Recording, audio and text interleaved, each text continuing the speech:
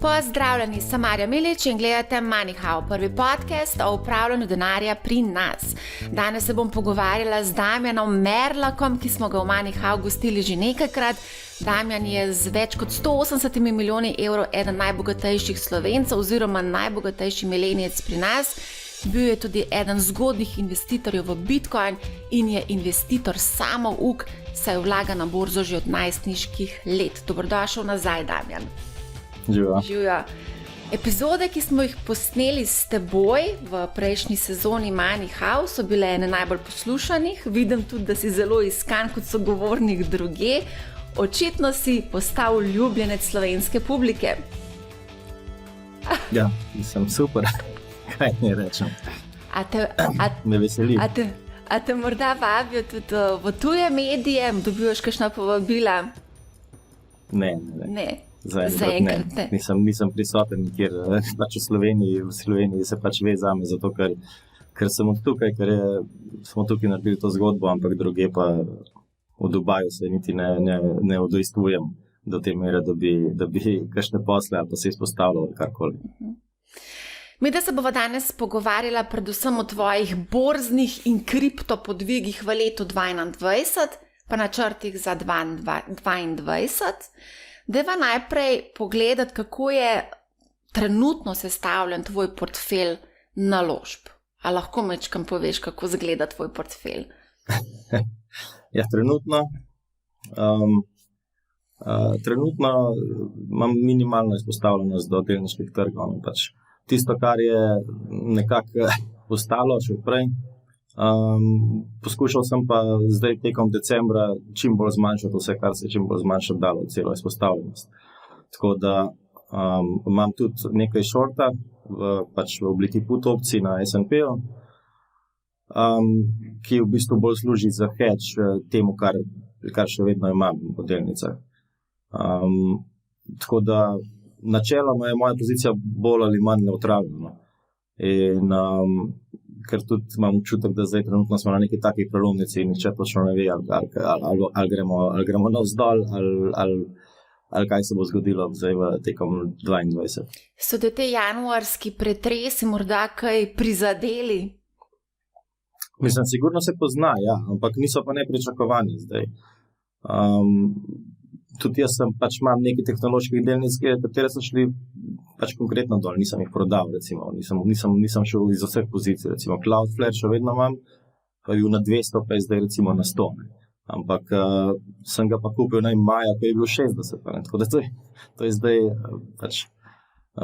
pač take odločitve, ki jih je treba sprejeti, ali nekje ostaneš, ali pač si zadovoljen z nekim polovičnim izidom od tega, kar je bilo prej. Drugač pa, ne vem, zdaj zelo težko je zdaj pač napovedati, kaj bo ali kaj ne bo. Ne. Verjetno se pa vsi to sprašujejo, pa vsi to čakajo, zdaj, če bo vam midva povedala. Absolutno vsi to čakajo, ampak zdi se mi, da si pa vseeno mogoče malce bolj beriš, da nisi več tako bikovsko razpoložen, se pravi, pričakuješ pač neka težko leto, predvidevam.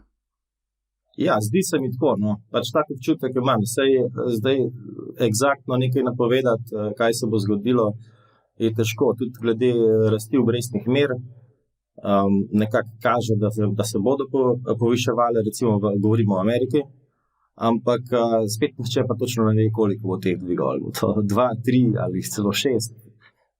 Vsi ugibajo, ne. Mislim, da tudi Federal Reserve tukaj mogoče namenoma že zdaj malo pretirava, zato da potem narediš manj, kot si nekako strašil in je v bistvu rezultat mogoče pozitiven na trgu. Ja, Fed je napovedal 4 dvige, analitiki nekateri napovedujejo tudi do 6 dvigov.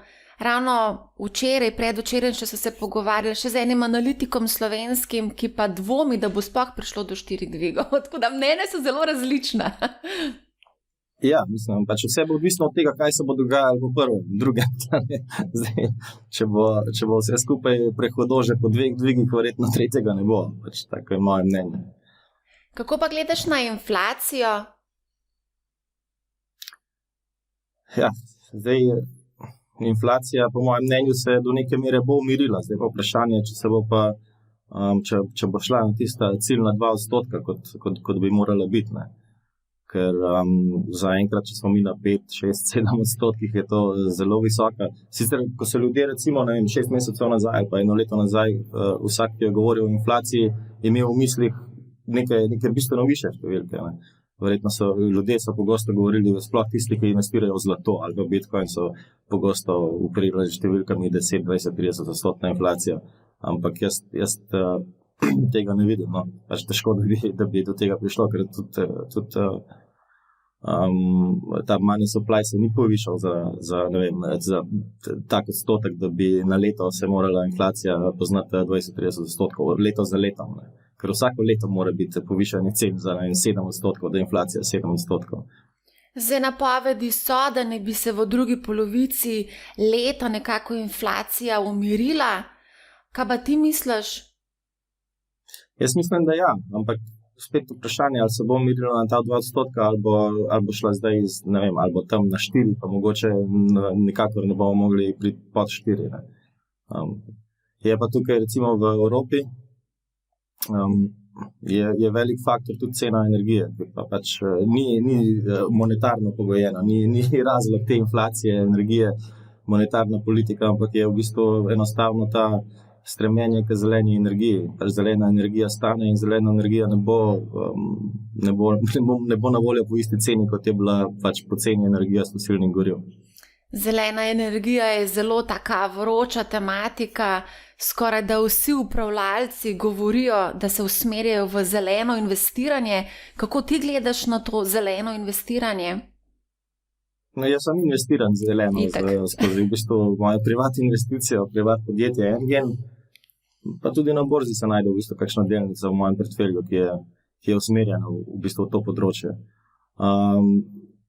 Jaz mislim, da kot človeštvo to je sigurno pač prava pot, da gremo na pač neko zeleno energijo, da poskušamo s čim manjšimi spremembami za planet v bistvu suportirati sebe energetsko, ampak treba se pa zavedati, da te stvari niso zastonj in zanimivo bo spremljati, kako se bo to odvijalo. Ker recimo Nemčija je že naredila preobrat pri jedrski energiji. Nemčija je bila 100% proti jedrski energiji, zdaj so pa že, mogoče bi bilo pa fino obdržati jedrsko energijo. Jaz mislim, da bi bilo fino obdržati, ker jedrska energija je zelena energija na nek način, ampak lahko se odločimo, da ne delamo novih, ampak ne vem, zakaj bi pa ugašali stare, preden je to nujno potrebno.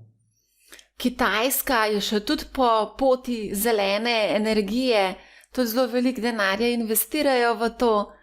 Kako pa gledaš na Kitajsko, pa na to zeleno politiko na Kitajskem? Ja, Kitajska je, zdaj ne vem, oni so tako velik proizvajalec v bistvu vseh izpustov, da bodo morali kar konkretno v bistvu investirati v zeleno energijo, da se bo to poznalo nekje. Ampak Kitajska je zame ena taka neznanka. No, jaz sem se že pred leti odločil, da se jaz kitajskih delnic, kitajskih stvari, kitajskih investicij ne dotikam in v bistvu tega se še vedno držim. Tako da, ko me vedno sprašujejo, si investiral v ta, NIO, razne zadeve, sploh me ne zanima, ne vem, kakšni so rezultati, kakšni plani, nič. Enostavno, ko jaz vem, da je firma kitajska, jaz vem, da pač tam praktično nič ne drži. In se ne morem upirati na nobeno številko, ki od tam pride, tako da boš preskočiti vse, kar iz tam pride. Zdaj, naši analitiki, pa ne samo naši, tudi tuji pravijo, da je Kitajska super priložnost za investiranje v prihodnjem desetletju, za prihodnje desetletje. Tudi veliko tehnoloških gigantov imajo na Kitajskem, ki so zanimivi. Jih mogoče spremljaš ali sploh ne? Ne. Mogoče zamujam, ampak priložnosti so vse povsod, lahko tudi kakšna, ki gre mimo mene, pa ne bom nič razočaran zaradi tega. Ja, kaj pa si misliš o zelenih kovinah? Zelo veliko se tudi o tem govori, se pravi bakar, litij, kobalt. V luči pač zelene transformacije, a ne? Veliko se govori v smislu, da je pač samo pridobivanje teh kovin ni preveč zeleno. Ne vem, pač nekje je treba začeti, kljub temu, ne vem, da mogoče mogoče pridobivanje neke surovine, ki je nujno potrebna za izdelavo recimo baterij ali kakšnega drugega produkta, ki je ključen za neko to zeleno transformacijo, pač to treba narediti. Saj tudi na začetku so govorili za panele, recimo, da solarni paneli v x letih ne proizvedejo toliko energije, kolikor je bilo potrebne za njihovo proizvodnjo, ampak pač to je na začetku cikla tako, potem pa, ko se stvari optimizirajo in poganjajo samo sebe, potem se pa zgodba obrne. Zdaj nekateri tudi vidijo priložnost za zaslužek v razgradnji panelov. Si mogoče to je verjetno zato, ker prihaja čas, ko se zdaj tisti prvotni boom nekako, ko je bil z subvencijami in vsem, zdaj prihaja čas, ko bodo te paneli počasi odsluženi in bo treba jih nadomestiti. In v bistvu iz starih narediti nove, kolikor se le da to reciklirati. Sicer zdaj se nisem nekoliko poglavljal, kaj sploh pomeni reciklirati solarne panele, ali je to sploh možno v neki veliki meri ali določenih stvari, ker nekatere stvari je zelo težko reciklirati.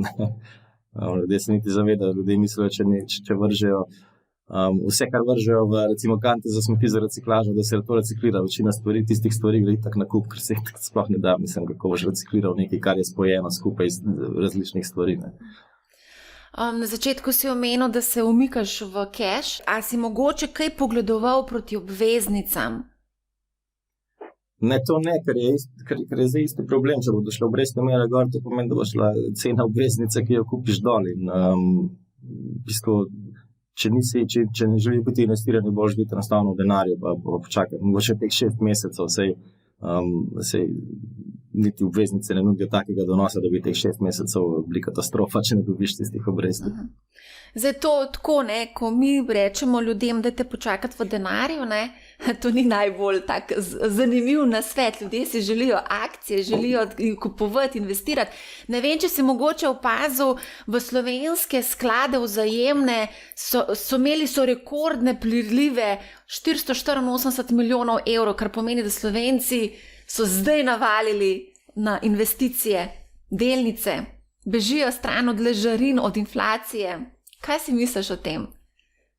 Ja, mislim, da je slab timing. Mislim, ni nujen, da bo pač vse lahko, da ne pride do nekega slabega leta 2022, ampak če ne pride, bi bil veliko boljši timing to narediti 3 leta nazaj. Zdaj po ne vem kolikih letih nadpovprečnih rasti na borzi, slej ko prej bodo prišle podpovprečne, to je realno za pričakovati. In poznejši, ko si na to zabavo, večji imaš riziko. Ja, res je, nekako se napoveduje, da bojo donosi bistveno nižji, pa precej nihajno leto, da bo. A mogoče ti vidiš kakšna potencialna tveganja, ki bi lahko to pravljico ustavilo? Ja, mislim, obrestne mere. Obrestne mere. Jaz mislim, da že samo z 1-2 dvigom bo pač borza 22 ne bo rasla še naprej. To pač zelo dvomim. Če bo šlo pa te dvigi 3, 4 ali 5, 6, potem pa je to sploh spremeni celo sliko. Ker kljub temu, da če gledamo Nasdaq, je v bistvu polovica podjetij v Nasdaqu itak bistveno pod vodo. Ampak kljub temu, če pogledaš te podjetja, ki so pod vodo, so še vedno na visokih valuacijah. Kljub temu, da so 30, 40, 50% od vrhov, imajo še vedno zelo visoke valuacije, če gledaš razne kazalnike zgodovinske. Tako da to še ne pomeni, da ne more biti že 50 od trenutnih 50. A mogoče kaj razmišljaš o evropskem trgu, da bi šel z denarjem v Evropo, na delnice, da bi kupoval? Ne, ker ne vem, Evropa je tako, že informacij ni, že informacij malo, pač borze niso toliko v bistvu koncentrirane kot v Ameriki, kjer je v bistvu vse na nekih parih borzah v New Yorku in se tam vse dogaja. Informacije so na nekih portalih, kjer imaš vse na enem mestu. Potem pa še ta evropska podjetja, večinoma to niso neka podjetja, ki bi imela neko rast pred sabo ali pa ki bi sploh stremila k neki rasti. To so večinoma neki dinozauri, ki so v bistvu bolj ali manj na pol državna podjetja, ki služijo raznim interesom, bolj kot pa ustvarjanju nekega donosa za lastnike. Mogoče pa sem ti ne poznaš dobro trga. A veš, veliko stvari se je spremenilo. Kaj pa recimo geopolitična tveganja? Nedavno smo govorili o Evergrandu kot o novem Lehman Brothersu, ki bi lahko sesul borzne tečajnice. To se pol ni zgodilo, ko je kitajska partija vzela zadevo pod kontrolo. A obstaja še kakšno tako geopolitično tveganje? Rusija, Ukrajina, tam so neki konflikti, Rusija, Nemčija so konflikti. Se mi zdi, da kar živimo v enem takem konfliktnem obdobju.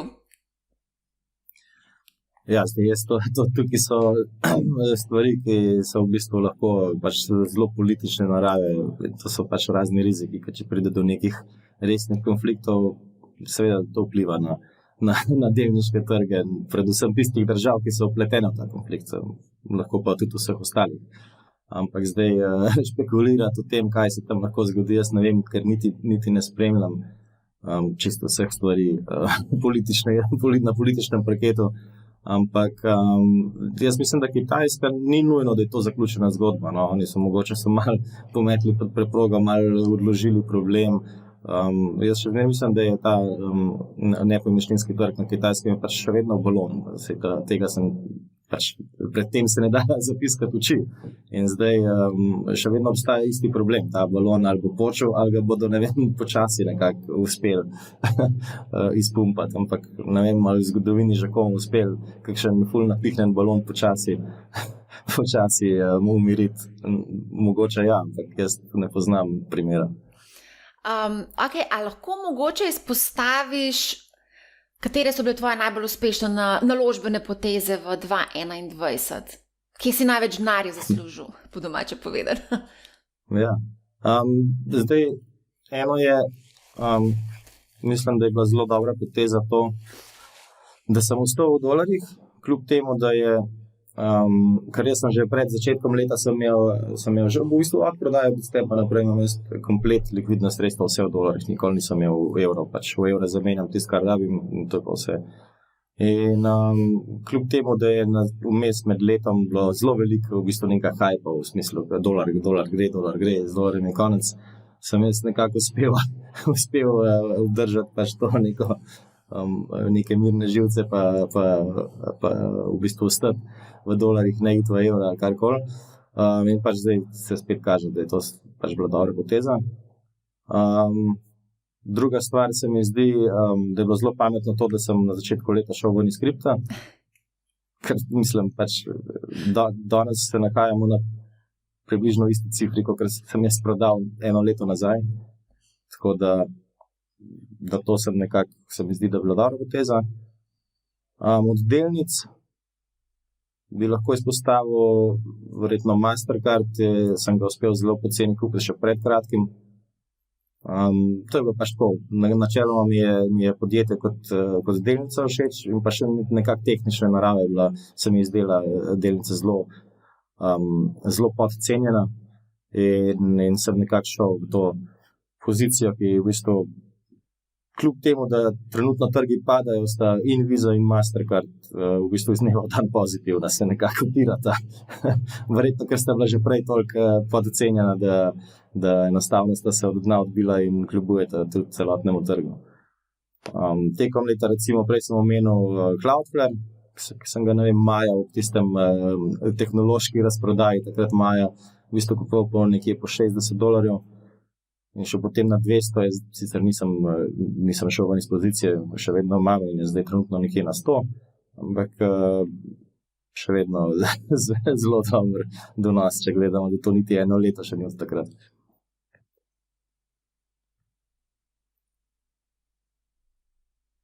To je to? Ja, mislim, zdaj to je iz glave, tukaj so si dal neke delnice, ne vem, na Moderni sem recimo naredil tudi precej, no. ampak to je pa moderna in zelo volatilna in je v bistvu zelo, tam ni neke globoke filozofije zadaj, ampak je čist trade, pač večmesečni trade, mi je uspel kar velik procent tam ujetno. Kaj pa psihadeliki, si šel mogoče v psihadelike? Ne. Ok, vprašam. Kaj pa flopi oziroma kiksi? Ja, prej, ko sem jo omenila za to, sem šel malo pogledati in v bistvu, ja, zdaj, da bi enega izpostavil, tako da je res večji, je v bistvu Beyond Meat. No. Pač Beyond Meat imam še vedno v portfelju in moj, ne vem, average price je mislim, da okrog 120, pa ne vem, 60, 70, tako da, ampak zdaj, ni zdaj to neka ogromna pozicija, je pa nekaj, no, pač. Tako da to je v bistvu največji kiks, no, letošnjega leta. Ostali so pa pač taki, zdaj pač narediš trade, nobenega tazga kiksa ni, da bi zdaj izstopil, ne. So pa pač vedno izgubiš na nekih tradeih, nikoli ne moreš 100% dobiti.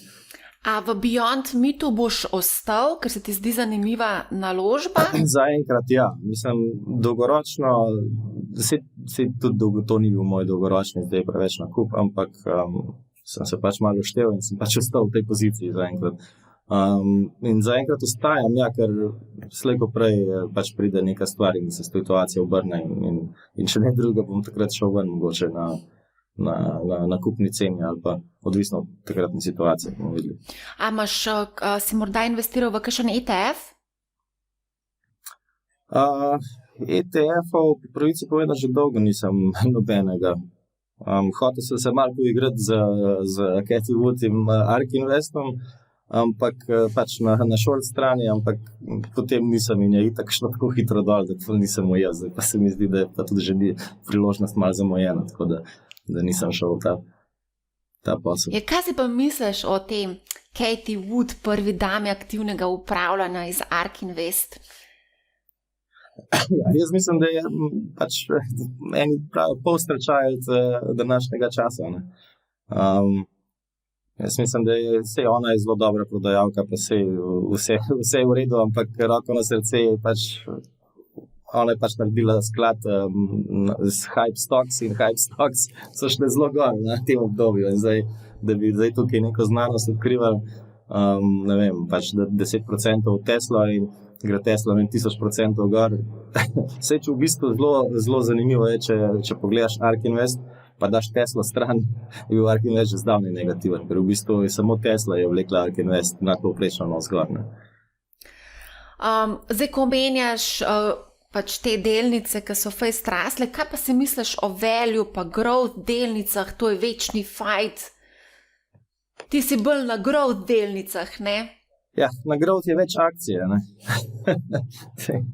Na value je pa pač bolj varna stran borze, tako da mislim, imel sem tudi growth sem več. Recimo, prej sem pozabil, ko sem me vprašala za tiste zmagovalce. Mislim, zdaj ne vem, mislim, to je bilo skoraj sigurno v 21, mislim, da sem kar precej Pepsija kupil na 130, mislim, da. Ampak sem šel isto ven, ker je bil pač bolj tehničen trade, ampak na 130 recimo je bil Pepsi relativno poceni in potem se jaz vedno prezgodaj kupujem, potem še 2 meseca gledam to delnico na 130, ampak nima veze, se počakam pol leta, da se situacija obrne. Tako da, evo, tukaj še en recimo, ampak nisem bil prepričan, da je bilo to v letu 2020 ali 2021, ampak mislim, da je bilo 2021. Zdaj, ko omenjaš, da delnico gledaš 2 meseca, a pa imaš oblikovano neko watchlisto? Ja, v bistvu jaz imam pač neko watchlisto, recimo nekih 20 delnic, ali pa mogoče 20-30 in to v bistvu vsak dan pogledam in tam potem tudi za vsako oddih imam nekako občutek, kje se nahaja in potem brez da gledam grafe lahko nekako cenim, ali neka stvar mogoče zdaj že počasi draga ali poceni. Relativno na trenutno stanje na marketu, zdaj si pravim, če gledamo neke kazalnike zgodovinske, so vse stvari drage. Ja. Koliko pa imaš delnic v portfelju približno? Trenutno ne, ali trenutno Tako, recimo, mislim, da okrog reči v 5. povprečju, da, recimo, da lahko handlaš te delnice oziroma opcije. Ja, tekom leta sem jih imel več, ampak zdaj, ko sem v decembru kar počistil stvari, trenutno jih imam nekih 5. No. Jaz jih imam še zmer 50. Ja. Nisem šla še ven. Kar čakam.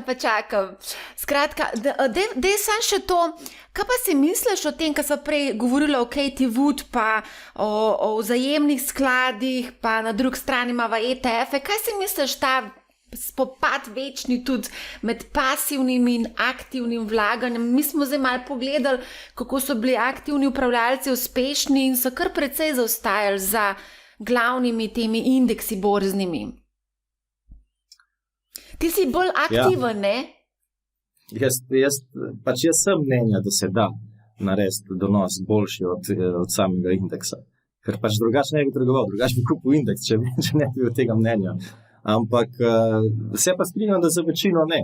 Pač verjetno za 90% ljudi se strinjam, da verjetno ne bodo naredili donosa večjega od indeksa. Jaz zdaj ne vem, pač sebe mogoče upravičeno, mogoče ne štejem na tistih 10%, kakorkoli.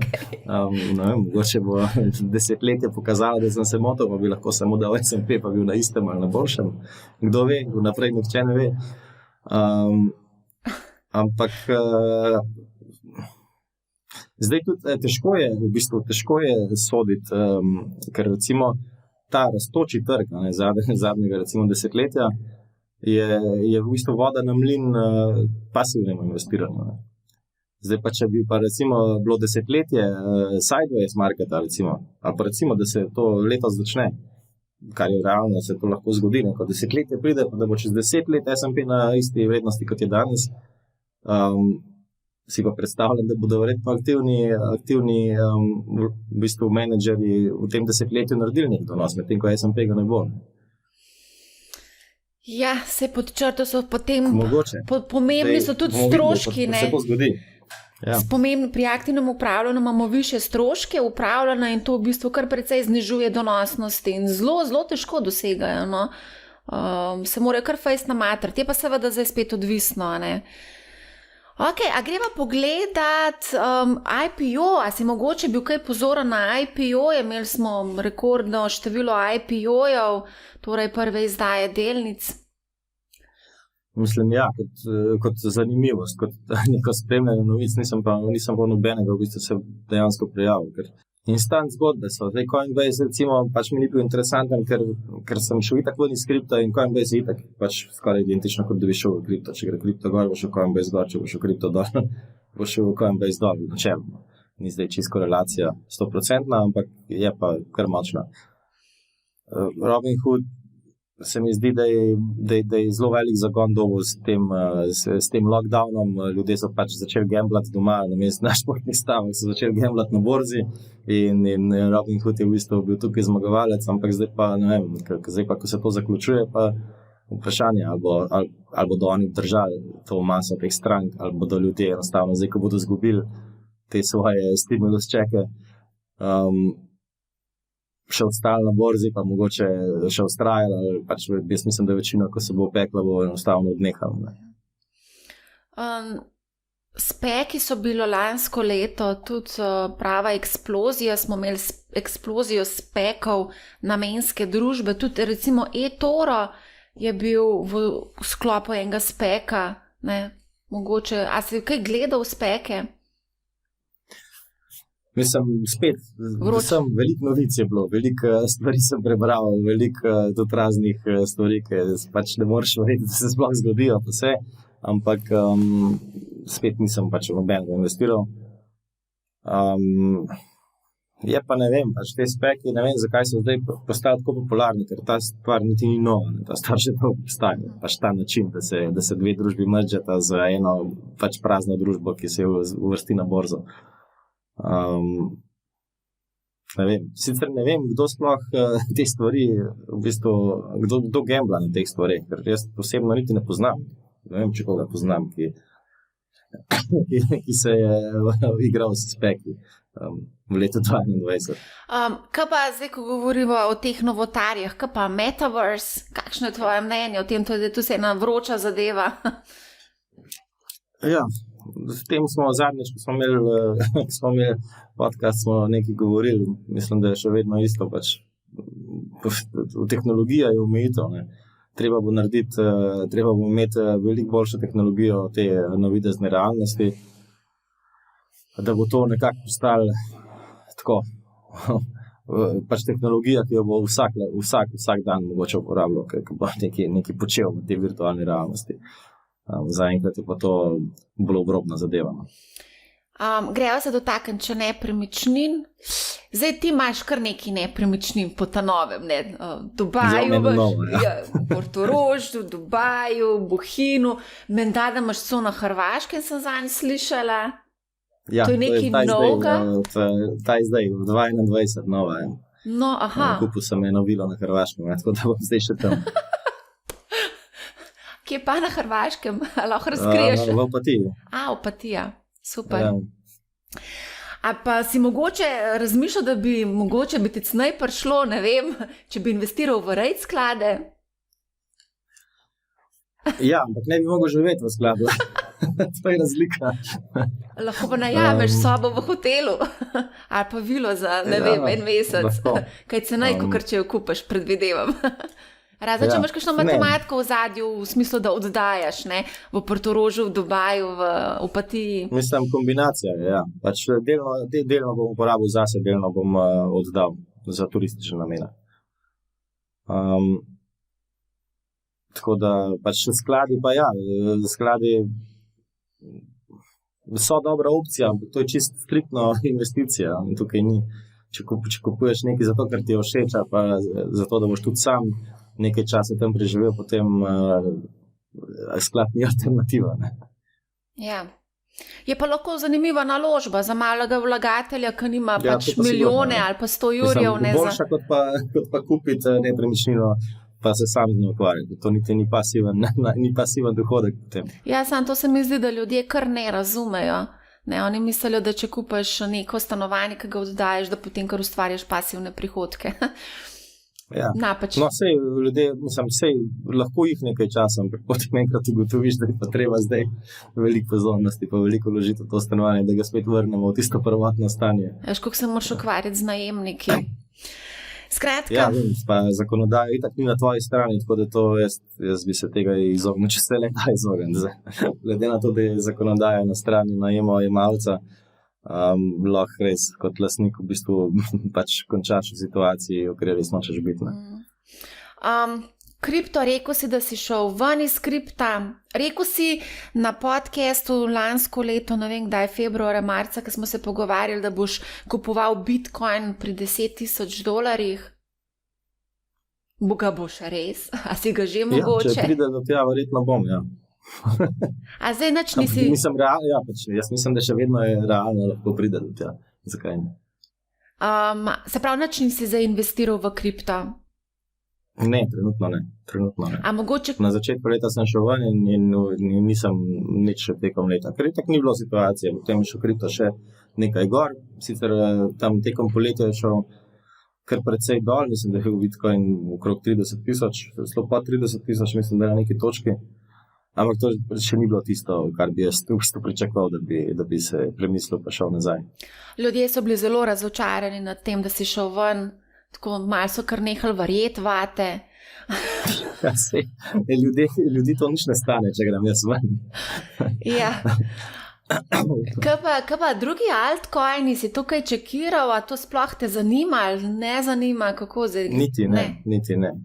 Ker preveč je poplave tega in preveč je njega šuma, da bi se jaz tem ukvarjal in v bistvu probal razbrati, kaj je smiselno, kaj ne. Večino tega to je itak kazino, večino tega so neki scam artisti, pač ustvarjajo neke projekte zato, da poberajo nek denar.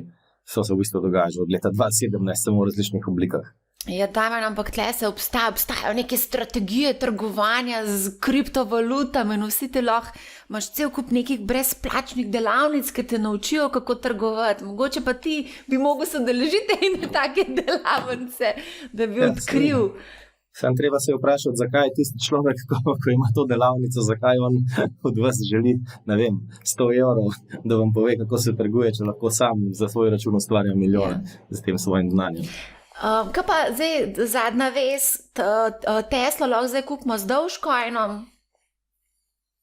Ne vem, zakaj se Elon ukvarja s tem, zakaj v bistvu zapravlja čas in ne vem, pač neke meme coine v bistvu uporablja za nek hype ali ne vem kaj. Ali za zabavo. Niti ne vem, kaj sploh povodu samo tem. Mogoče mu je malo dolg čas, ali pa hoče, ne vem, spumpati. Mogoče bolj kot ne to vse skupaj malo za zabavo. Drugače pa je on investiral tudi v Dogecoin. Tako da mogoče bi lahko rekli temu celo manipulacija trga. Ja, ampak za kripto ne obstaja še noben zakon, ki bi karkoli določil, tako da vse je dovoljeno. Vse je dovoljeno. Drugače, pred novim letom sem bila na gimnaziji, ker sem predavala dijakom o osnovah osebnih financ, upravljanju denarja in največkrat so me vprašali za NFT-je. V bistvu je celo tako, da v bistvu bolj poznajo NFT-je, kot pa recimo sploh ne poznajo bančni depozit, tega besedne zveze ne poznajo, bančni depozit. Kaj se misliš o tem? To je malo logično, bančni depozit je zdaj že toliko časa povsem irelevantna zadeva, da tisti, ki so mogoče stari 20 let, sploh še nikoli v življenju niso srečali z bančnim depozitom, ki bi kaj prinesel. Ne, to je res, ja. Kaj pa v NFT, kakšno je tvoje mnenje, si mogoče premislil, številna podjetja zdaj vstopajo v ta teritorij, guruji investiranja tudi pravijo, da je tukaj en potencial. Ja, mislim, vse potencial je, se NFT lahko, pač sama ideja, recimo, pa sam koncept NFT-ja lahko v bistvu omogoča marsikaj. NFT lahko predstavlja, ne vem, pač nimam toliko domišljije, da bi se zdaj spomnil neka stvar, ampak trenutno NFT predstavljajo neke slikce, videe, mime, ne vem kaj. In ljudje to kupujejo in preprodajajo v bistvu in sploh ne vejo v bistvu, kaj kupujejo. NFT v bistvu sploh nič druga, kot samo link do neke slikce na nekem serverju, ki jo lahko pač lastnik kadarkoli zbriše. Ja, obstaja več variant, kako v bistvu NFT uporabiti, ne? Nisem zdaj se slikce pa musko pa ja, za to, ne? Ja, vse to hočem povedati, ampak zdaj trenutno pač vsa ta manija je okrog neke preprodaje, nekih NFT-jev na neke umetnine, kao umetnine, ne. To je lažje mogoče prodati. Čeprav pravijo, da bi bila recimo lahko za certifikate, recimo, če bi želel certificirati. Ja, take stvari. Sam tukaj težko narediti hype, certifikate prodajati. To ni toliko seksi. Ja, tega ne moreš hypati. Hypati se lahko, ne vem, pač neke collectibles od nekega športnika. Ja. In zdaj vsak bi to kupil, v bistvu kup samo z enim namenom, ker verjame, da bo to pač vedno več vredno, tako kot je, ne vem, neka umetniška slika ali kakšno drugo delo. Ampak jaz mislim, da pač to se bo itak enkrat, pač vedno bo nekdo, ki bo na koncu kupil in bo pač obdržal to stvar, veliko plačal za njo in ne bo več dobil kupca. Bolj so omenjeno NFT-ji v smislu v igricah, da bi se lahko to nekako uporabljali. Se pravi, da ne bi rabo ti v bistvu cel svoj profil prodati, ampak lahko prodaš samo recimo en gadget v igrici ali pa ne vem, whatever, karkoli že imaš v igrici, recimo na tak način. To so mi zanjič razložili strokovnjaki, da bi lahko v gamingu zaživeli. Recimo konkretno v teh, recimo, ko imaš decentralizirane exchange, ti v bistvu, ko provajdaš likvidnost, recimo, ko stejkaš v bistvu neko valuto napram drugi ali pa dve valute, nek par, v bistvu ti ustvariš NFT. NFT v bistvu predstavlja ta tvoj vložek v ta liquidity pool. Tako da tukaj se NFT uporabljajo za neka stvar, ampak tega v bistvu niti nihče ne ve, da itak stejkajo stvari tako prek nekega interfejsa in ta interfejs vse naredi za njih. Oni se ne zavedajo, da se v bistvu v ozadju, ko on vloži v ta pool, ko on stejka neko valuto, da se v ozadju v bistvu ustvari NFT, ki v bistvu ga on zdaj drži na svojem naslovu in v bistvu predstavlja njegov vložek in potem lahko ta NFT zamenja nazaj za spet ta del tega liquidity poola. Tako pač so take realne aplikacije, ampak to ni seksija, to je pač nekaj v ozadju, ki v bistvu skrbi za to, da sistem deluje. Pač tega se ne da prodati za milijone nekomu. Ja, ampak o stakingu zelo se veliko govori, pa vsi to počnejo, te mladi. Ja, se je. Mislim, pač te stvari donosno, dokler ne gre na robe. Dokler ne gre na grob.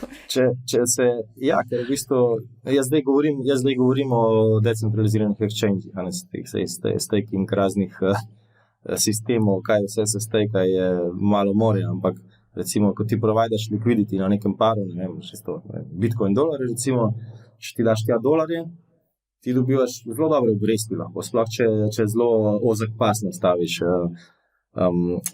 Se pravi, ti moraš postaviti cene, med katerimi cenami se ti v bistvu pripravljen providati to likvidnost in ti dobivaš v bistvu procente, lahko velika procenta, lahko, ne vem, po 1% na dan dobiš. Ne.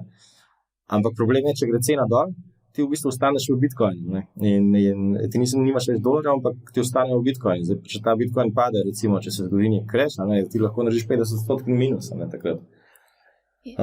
Zdaj pa, to je pa vedno zdaj, treba se odločiti, zdaj veliko lahko dobim na dan, ampak enkrat lahko zgubim 90%.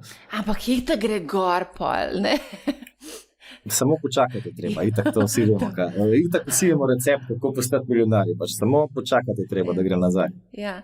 Zanč mi je razlagal, da je v bistvu zaradi tega nihanja na kriptu dejansko zbolel fizično.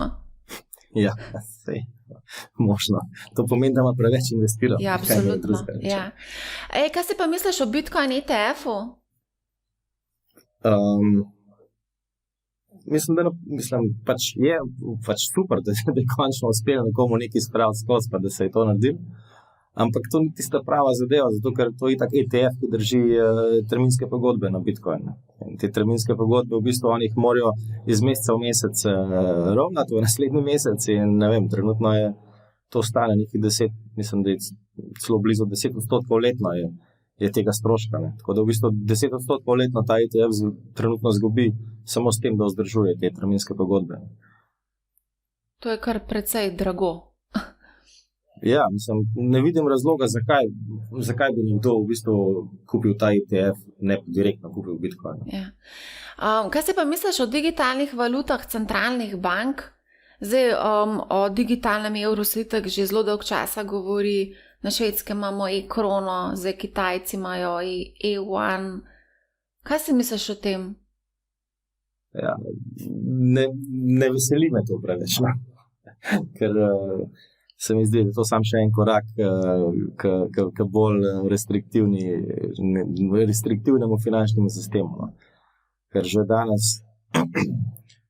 danes, recimo, če gledamo, kakšne omejitve vse obstajajo, kaj lahko narediš sploh z gotovino, ne vem, na banko, dobiš neko nakazilo, 1000 in eno vprašanje, od kje to izvira, kam to gre, zakaj ta denar, kako ta denar, in pač s temi digitalnimi verzijami teh tradicionalnih valut bo to samo še slabše, ker bo samo še več opcij za nadzor, pa več opcij za v bistvu tudi ta početi stvari, ki so danes nepredstavljive. Recimo, da ti lahko, ne vem, določiš rok, da pač določena valuta lahko poteče, če ti, ne vem, dobiš denar, pa če ga ne zapraviš v 3 mesecih, zapade, recimo, pač to je vse realno.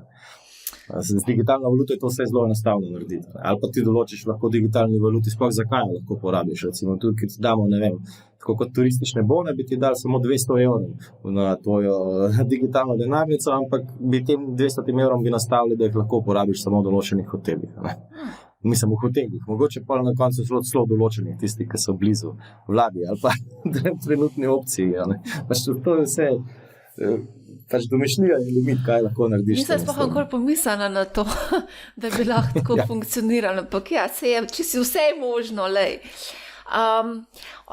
Greva pogledat, kaj zdaj nekako pričakuješ za leto 2022 na borzi pa na kriptotrgu, če lahko mogoče poveš svoje mnenje. Ja, zdaj so v tem, ker so na začetku rekli, da nihče ne ve. Ja. Ampak vseeno se mi zdi, da nekako je treba imeti nek plan. Ti si zdaj, tvoj plan je, da greš v cash in boš v cashu pol leta, če sem te sprav razumela. Ne, mislim, plan, ne vem.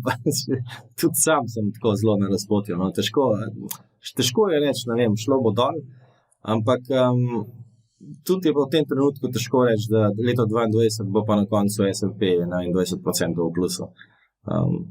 Mislim, definitivno je bila vsa leta do zdaj, recimo zadnjih desetletja, to bistveno lažje reči, no. Tako, pač tak občutek imam. Tudi takrat 2018 pa je bilo tako, pa so že dvigali obrestne mere, potem pa so vsem dvigali obrestne mere nekako zaradi tega, ker je bilo gospodarstvo v redu, pa ne tako. Zdaj pa nekako se dviga obrestne mere v bistvu bolj zaradi tega, da se inflacija ukroti. In kaj, če se inflacija ne bo ukrotila po, ne vem, 4 dvigih, kaj pa pride 6, pa kaj, če bo še inflacija še zmer na 4%, kam gremo pa na 10 dvigov, ali mislim, zelo gre to hitro, lahko rata zelo kaotično vse skupaj. No. Ja. Je pa mogoče kakšne podjetniške ideje oziroma podvigi? Zdaj imaš en gen bohinjske hotele, imaš, ne vem, razmišljaš še? Ja, težko je, ker je vse drago. Ne. Jaz v zadnjem letu sem si pač marsikatero stvar ogledal, marsikatera priložnost je šla do mene, sem jo preučil, ampak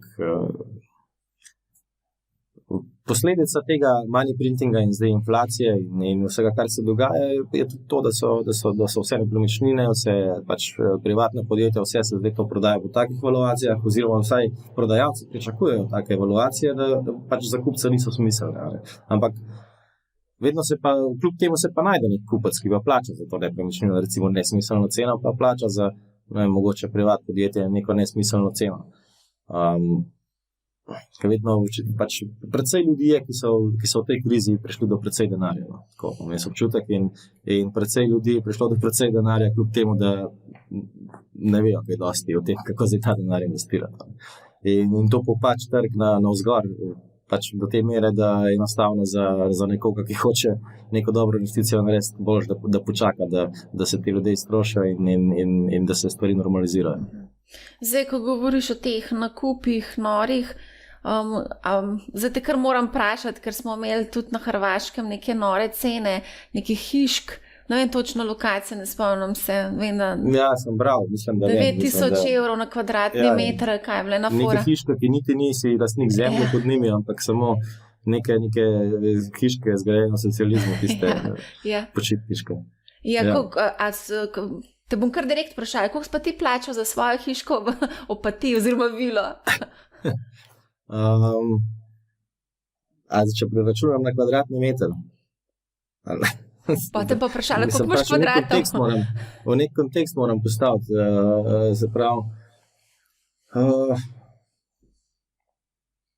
Ti kar povej cifra, pa bomo pa računali na kvadrat. Ja, ok, računajmo. 700 kvadratov vila, 3,4 milijone, pa zraven je parcela z gradbenim dovoljenjem za še eno zgraditi. Aha.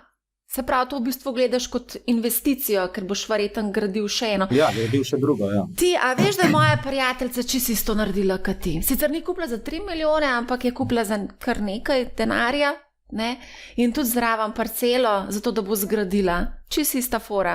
Ja, tudi kriptomilionarkam jim grede. No, evo. Ja, mislim, dobiti nepremičnino cenej, kolikor zgraditi na novo je težko. Ne? Ja, pa kar težko je bilo dobiti na Hrvaškem dobro nepremičnino, no? Ja, sej dobrih je posod malo, pač dobrih. Dobre so vedno iskani. To je res, ja.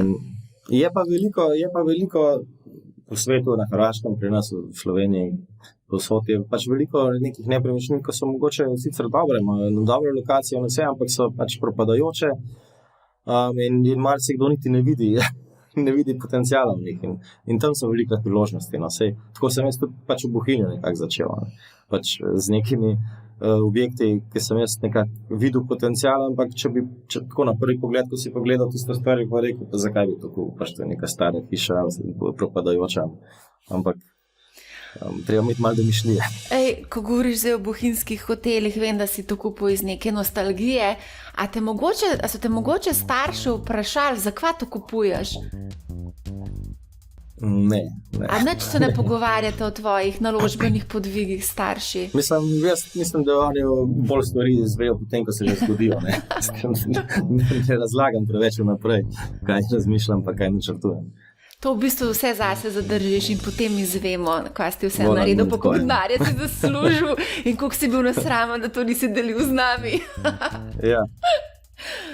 Ok, po moje je to. A sva vse povedala, a sva kaj povedala, kar še nisi povedal?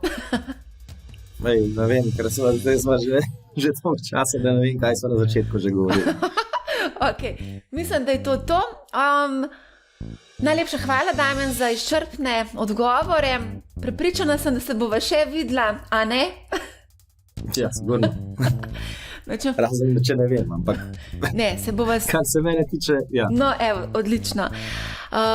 Če imate kakršnokoli vprašanje, mi pišete na marja@businessspace.com. Poslušajte Money How, ne bo vam žal in lep pozdrav.